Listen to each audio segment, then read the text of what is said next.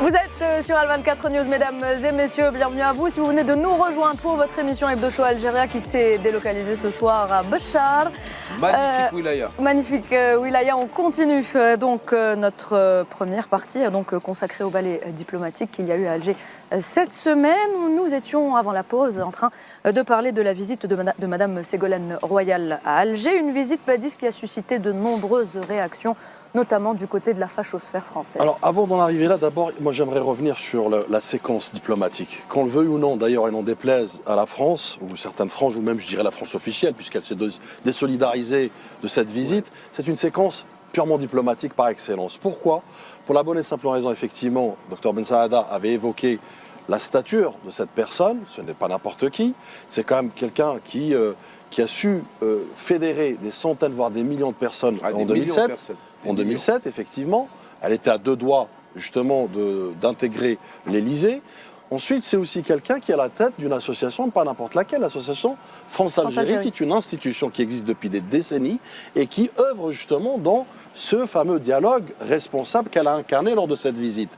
Et aussi alimenté par le respect mutuel. Et le président de la République a bien fait de le rappeler, effectivement. Dans le respect, nous pouvons construire, mais pas dans l'injonction, pas dans la mise sous tutelle et pas encore moins via le prisme de la France néocolonialiste qui regarde encore avec condescendance cette Algérie nouvelle, cette Algérie victorieuse, cette Algérie indépendante, cette Algérie souveraine. Donc il est important de rappeler que c'est une séquence diplomatique aussi parce que c'est ce qu'on appelle la diplomatie de la société civile. C'est une personne qui représente le tissu associatif, qui lui fédère un courant. C'est une diplomatie aussi de lucidité. Pourquoi ? Parce que c'est la diplomatie qui distingue entre les peuples, notamment, et la posture de la France, de la fachosphère, de l'extrême droite, et j'en passe, qui aujourd'hui veut tout faire pour effectivement saborder cette visite. Et d'ailleurs, je vais vous dire, si cette visite est insignifiante, pourquoi prendre la défensive ? Pourquoi aller faire même un communiqué de presse, notamment officiel, de Quai d'Orsay pour dire que cette visite est personnelle ? Si elle était insignifiante, pourquoi se mettre en posture défensive ? Pourquoi être dans cette hostilité défensive de la part de la France alors que c'est une personne qui est venue, à qui l'Algérie a tendu les bras, à qui le président a voulu effectivement accueillir chaleureusement pour établir une vision, pour établir des perspectives positives et sortir de ce marasme, cette prise d'otage, notamment perpétuelle, de la part de la France. Donc à un moment donné, qu'on s'entende sur une chose fondamentale, à savoir, si on veut effectivement établir une construction, il faut revenir à la souveraineté mémorielle d'abord. Et d'ailleurs, Madame Ségolène, on a parlé, notamment sur la restitution, mais pas que. C'est-à-dire qu'elle aussi, candidate en 2007, elle avait évoqué cette promesse, notamment d'ouvrir des canaux sérieux, respectueux sur le dossier mémoriel, mais aussi sur la souveraineté de l'Algérie, sur l'aspect économique, où elle a évoqué effectivement des opportunités perdues pour la France. Donc vous voyez bien qu'il y a... ça gêne, ça dérange. Et je conclurai peut-être sur un autre point. Ségolène Royal a réussi là où la diplomatie française a échoué. Ségolène Royal qui ne veut pas non plus se mettre de côté tous ces Algériens qui vivent en France, vous y compris, et me dit bien également. Au contraire, elle les voit comme effectivement d'abord un trait d'union entre les deux rives, mais pas que, comme un levier de consolidation et de renforcement entre les deux rives. C'est une force, une puissance sociale, sociétale, une puissance économique, justement à renforcer, à consolider des deux parties. L'Algérie le fait vaillamment, ardemment, avec la volonté du président de la République. Maintenant, reste à la France d'en faire effectivement un trait d'union et non pas une cinquième colonne, non pas une frange de sous-citoyens, non pas une communauté algérienne qui est stigmatisée à longueur de journée. Donc, il faut choisir, et encore une fois, la balle est dans le camp de la France. Mahdi, la balle est dans le camp de la France, vous rejoignez ce que vient de dire Badis ? Écoutez, ce qu'a fait Ségolène Royal en 4 jours, N'a pas été Ratatouille fait. ne l'a pas fait en un an. C'est vrai. Ratatouille, moi j'aime pas le nommer qu'il soit ministre. Pour moi c'est une. Non, mais je pense que tous ceux qui regardent Hebdo Show depuis le temps savent qui c'est. Le mot ratatouille a été créé ici, Monsieur Ben Saada. Voilà, le mot ratatouille pour nommer l'ancien ministre de l'Intérieur a été créé sur ce plateau-là. Donc je sais pas de qui tu parles. Donc ce que je suis en train de dire sur ce plateau, c'est que ce qu'elle a fait en 4 jours, ils l'ont pas fait en un an, en un an et demi. Tout simplement. Pourquoi ? Parce qu'elle est venue avec respect, elle est venue avec sagesse, elle est venue avec des mots de transparence et d'écoute aussi.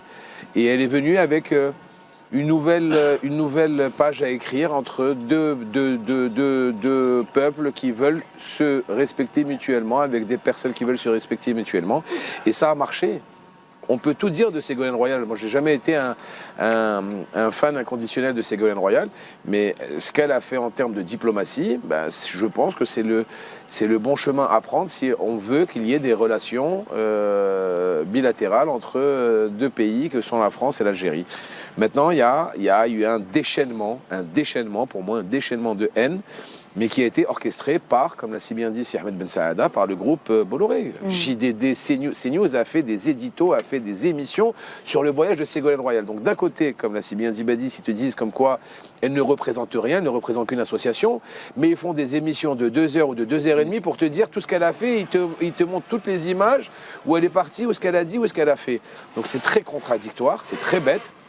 Et ce que je pense aussi, qui est aussi important à dire, c'est que pour moi, aujourd'hui, la haine de la fachosphère, la haine de l'extrême droite, la haine du groupe Bolloré est en train de les aveugler.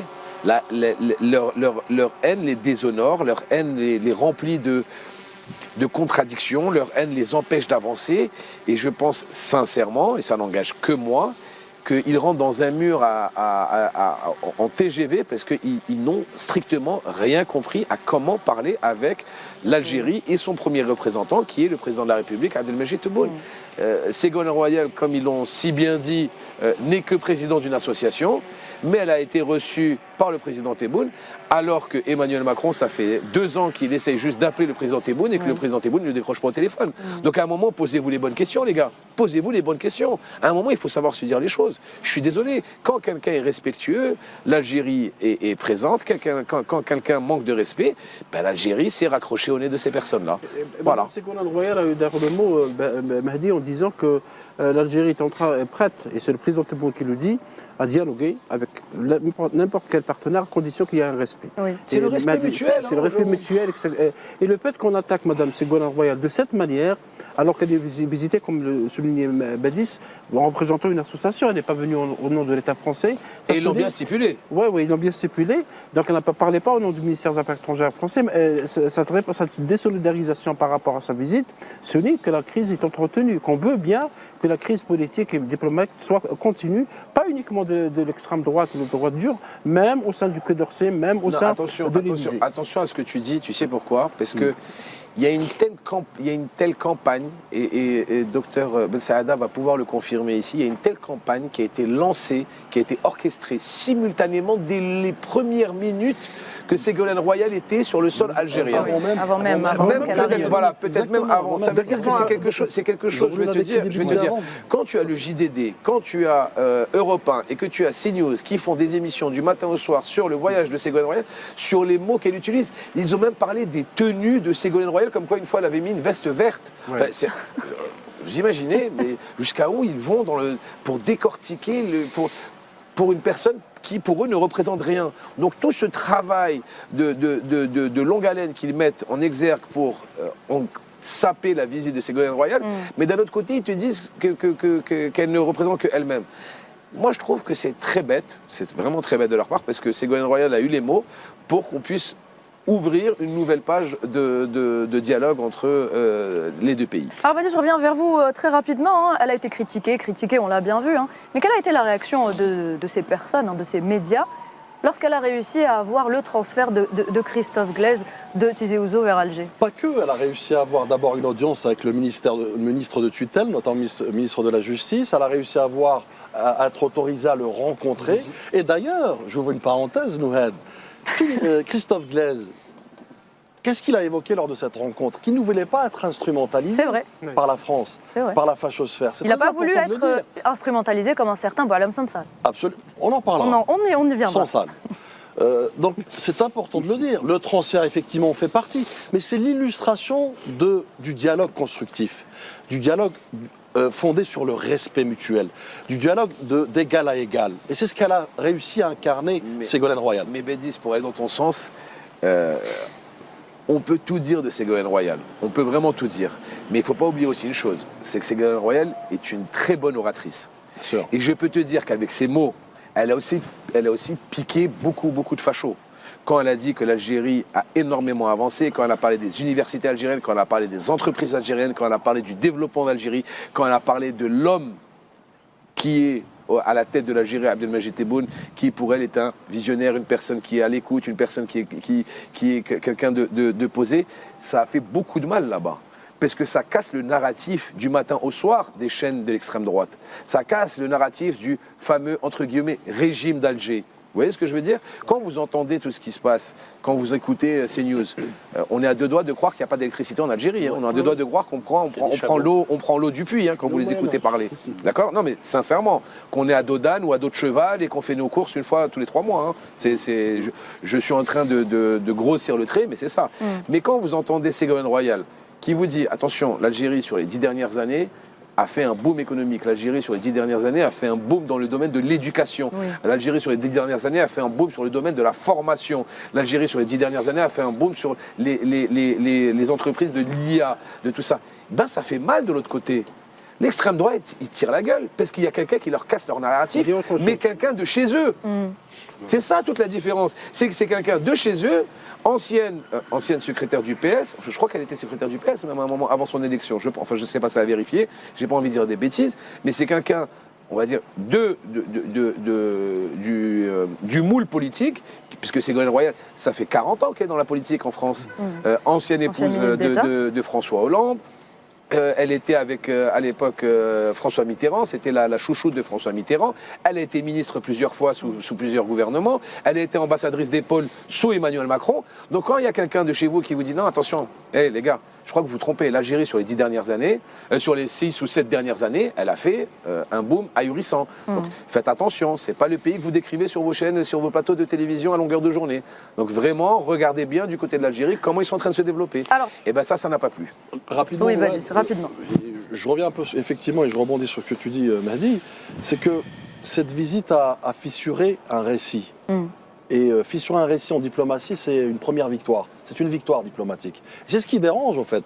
Cette désolidarisation officielle du Quai d'Orsay s'explique aussi par le fait qu'il y a une espèce de divergence favorable à l'Algérie qui émerge en France, puisqu'elle a effectivement cassé ce narratif qui consistait à dire que l'Algérie est aphone, l'Algérie ne nourrit pas de dialogue, l'Algérie est dans une pensée unilatérale, l'Algérie est autoritariste, l'Algérie est blablabla, et j'en passe des vertes et des pas mûres. Donc, elle a démontré tout le contraire. Vous savez, je vais vous raconter une petite anecdote. Au lendemain de sa nomination, son élection plutôt, je l'ai appelée pour la féliciter.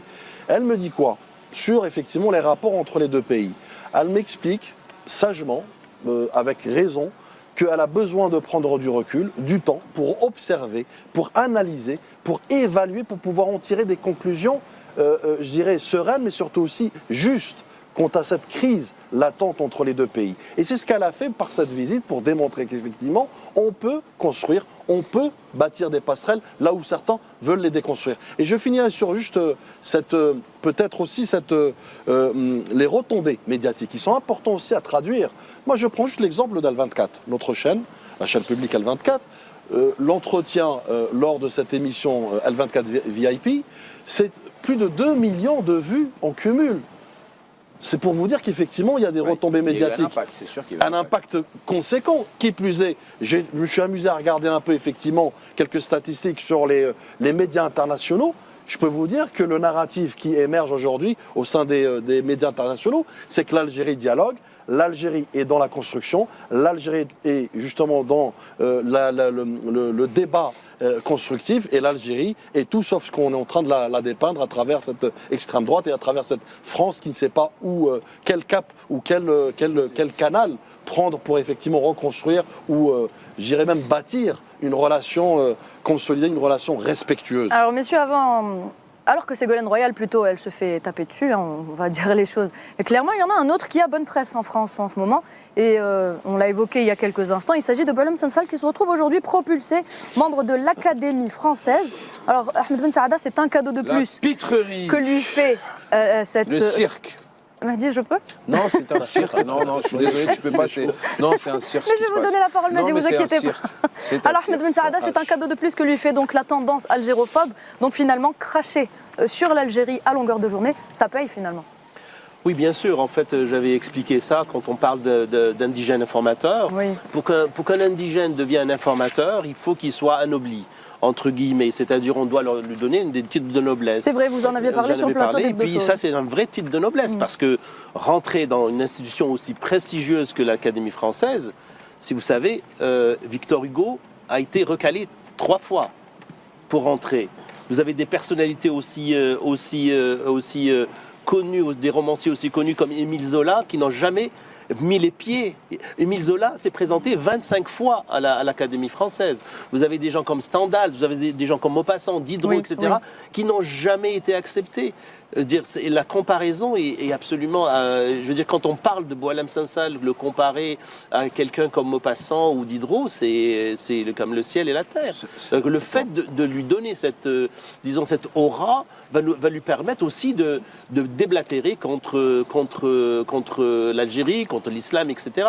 Je rappelle aussi qu'en fait, en 2015, il a eu le prix de l'Académie française, bien avant ça, avec son roman 2084, qui est un roman absolument jugé par tout le monde comme étant un roman islamophobe. Donc, j'ai son islamophobie, exactement. Donc, on consacre à l'Académie française. Alors, moi, ce qui me dérange, pas me dérange, mais en fait qui m'interpelle, c'est comment ça se fait que la France est tombée à ce niveau-là.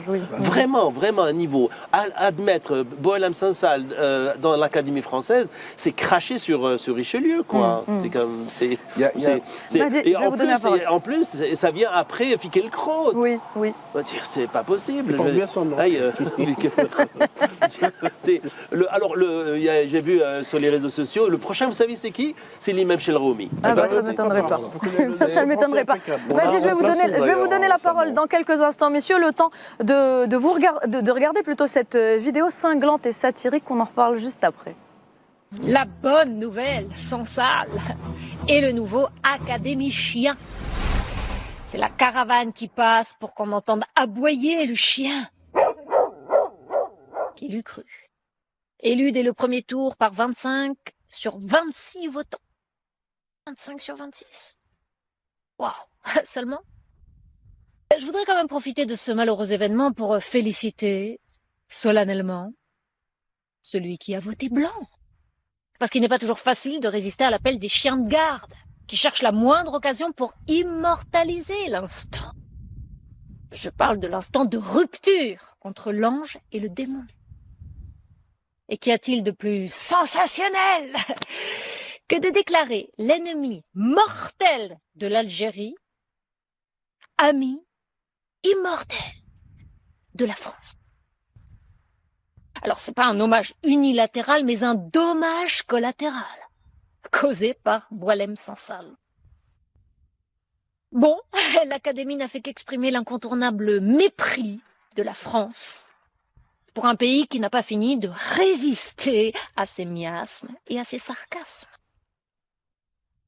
La seule bonne note retenue par les Algériens, c'est de constater jusqu'à quel point les moins que rien en Algérie obtiennent presque tout en France.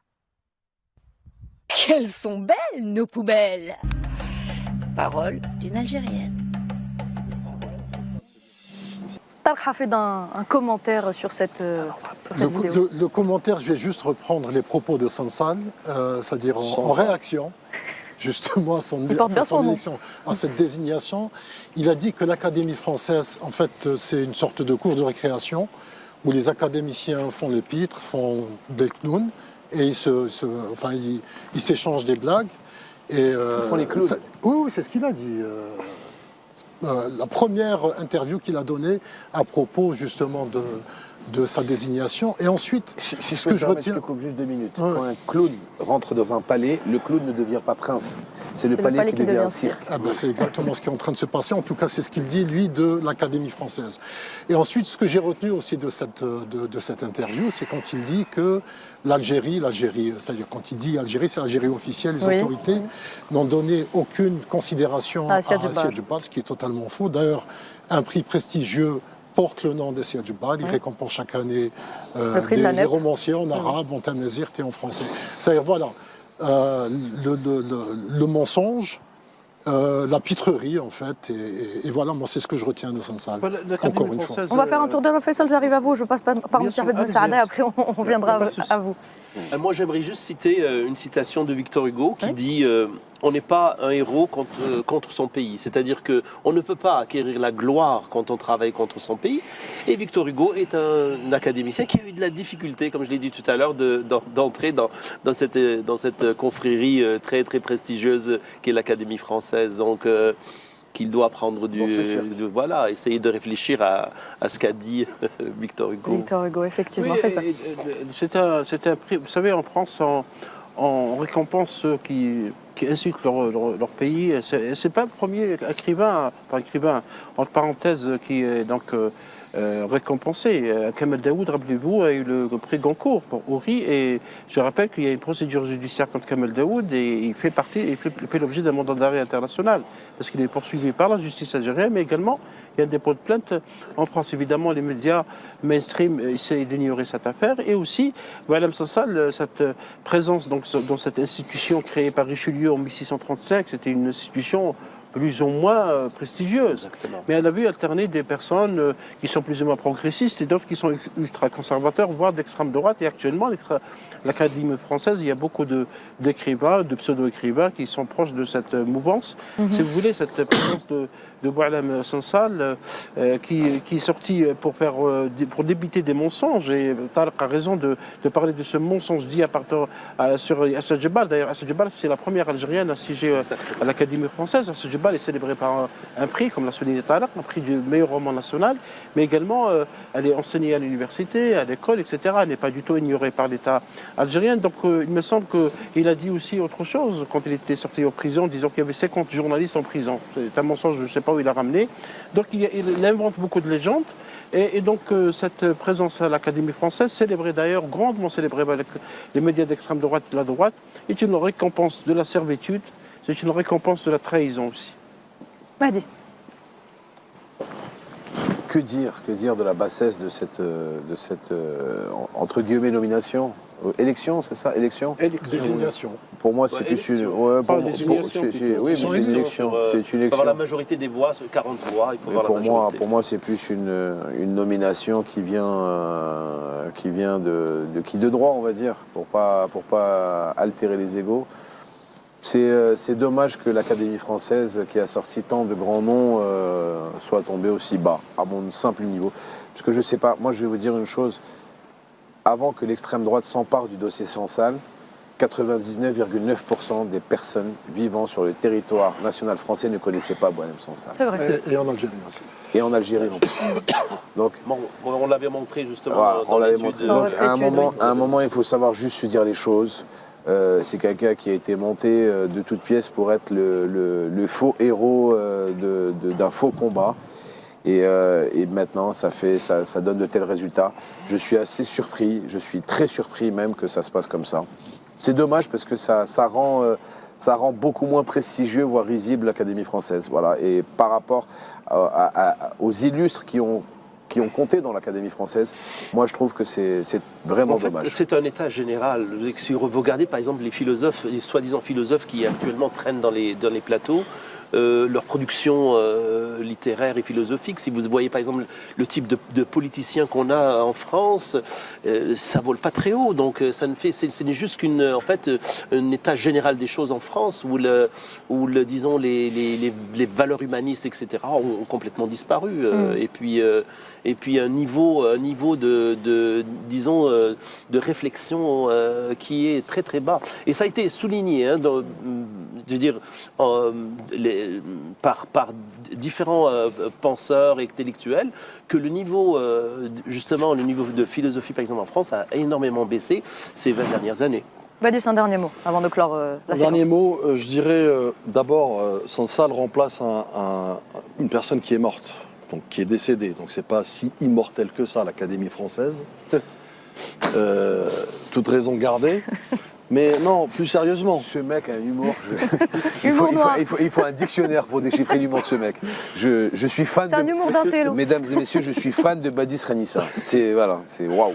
Mais plus sérieusement, en fait, c'est que l'Académie française aujourd'hui, ou dois-je la requalifier comme la cacophonie française, prise d'otage, elle est otage justement d'une pensée politique. Et c'est ça ce qui est inquiétant. C'est qu'effectivement, on est revenu sur la genèse de cette Académie française qui a fait des grands noms quand même.